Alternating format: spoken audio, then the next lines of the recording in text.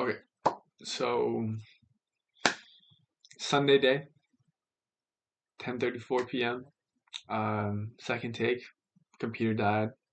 Doing this before, but I'm making this because I have an exam tomorrow, and I wanted to talk about that, my exam process, and just yeah, just my mindset, my way of doing some of this stuff.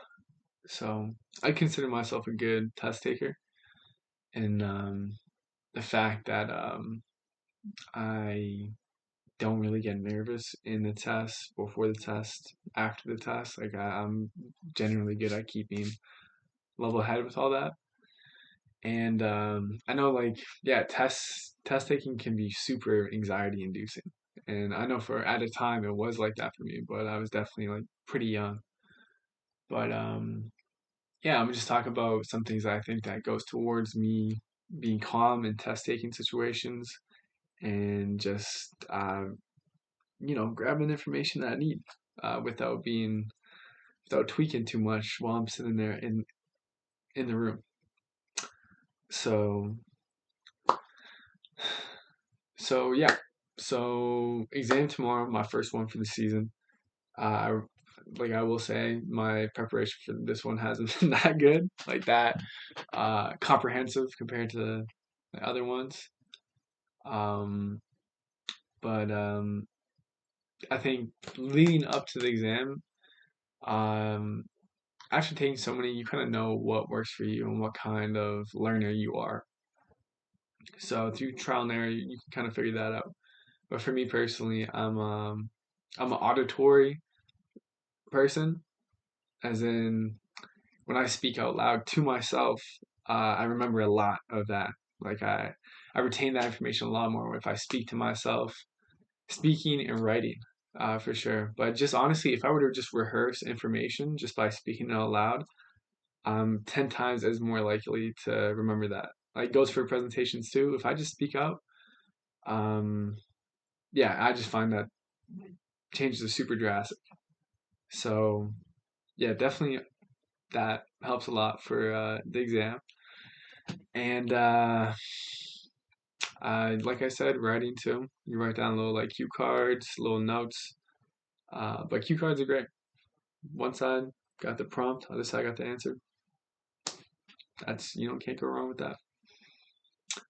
Um, and also, yeah, going up to exam, you just gotta be you just gotta be straight up with how you're learning. Like there's no way to really cut corners with this, or to simultaneously study and like do some other shit. And like I'm guilty of that. Like if I'm studying, I'm like, man, it's a good basketball game going on right now too.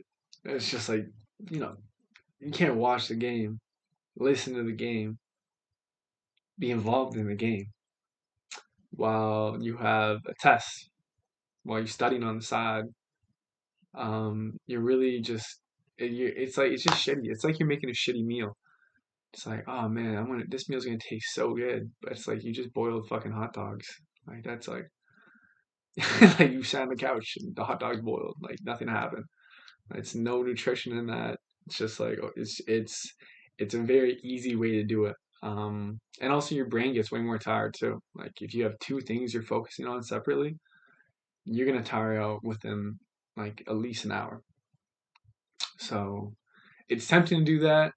I've done it a few times, a lot of times, but I know that the results of me learning and like retaining information way lower if it's like that.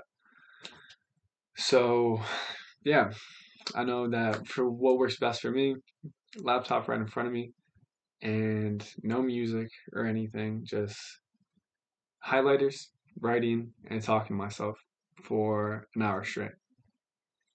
So I love those, and the period that I like to do it in is around 1 hour.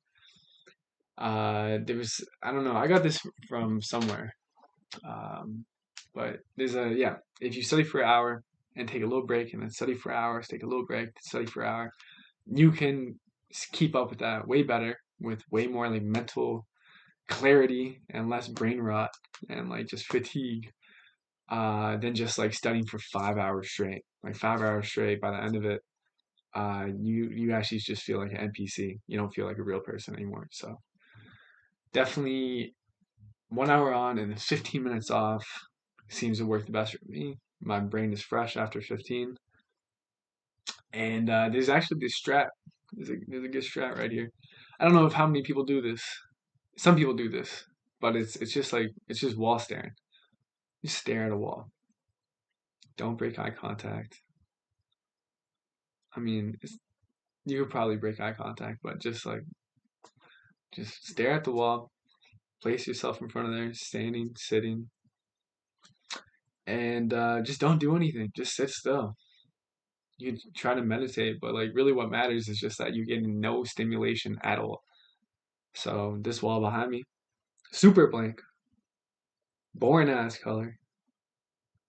Just stare at the cracks in the wall, and just like that, you're good. Like you're gonna be like actually fresh after that. If you're scrolling, um, I don't know, just doing anything else that's gonna stimulate the brain, it's not a rest. It's just not. Talking to somebody is also good. So you could call somebody, go for a walk, just something where your brain can almost like zone out a bit and just relax. Like the wavelengths can just really just start to lower. And through that, you're fresh. And I think if anything, that's way more important than the actual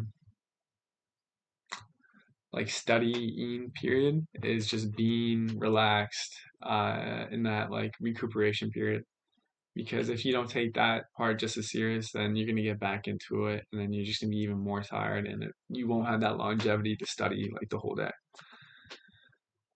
And yeah,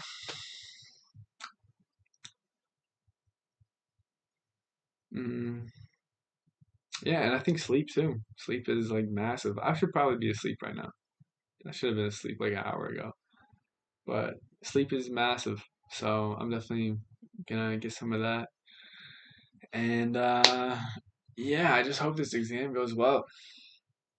And what can you do? It's winter arc, academic. But yeah, we'll see. We'll see. I think it'll go good. But yeah, I'm just gonna be caffeinated in the morning, and yeah, we'll just see how things are. Sweet.